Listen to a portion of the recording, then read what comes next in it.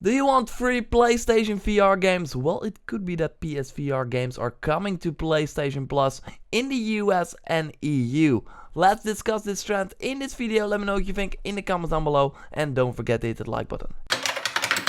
If you buy the PlayStation VR, you get the PSVR demo disc, which includes games like Rigs, Job Simulator, Tamper, Until Dawn, etc. But those are of course small bits of full experiences. Wouldn't it be cool if you could get free full games on PlayStation VR via PlayStation Plus? They could just change one PlayStation Vita or PlayStation 3 game for a PlayStation VR game, or just discontinue the Vita or the PS3 and just do 2 PSVR games every month. That would be super cool. This is not all based on nothing, just based on the fact that I want it. No, in Japan there is already one first PlayStation VR Plus game at the launch of the system.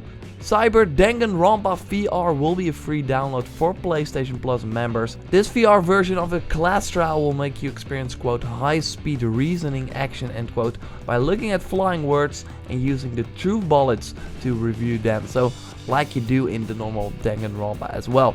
It will probably not be so long, since a class trial in Danganronpa usually takes around an hour max, but the developer promises a horrifying punishment at the end, and this is of course where Monokuma, the bear, kills someone in a very painful way. It will be fun to watch that though in VR. I really want this Danganronpa game for free.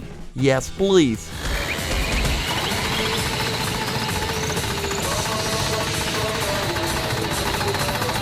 But the fact that Japan is getting a PS Plus game for free doesn't immediately guarantee a PS Plus VR game in the West. Cyber Danganronpa VR is also, as far as we know, not coming to the West as of now. They just announced the reloaded bundle with the first Danganronpa game and the second Danganronpa game for PS4 in the West, so I would not be surprised if this game would come, but right now it's not confirmed.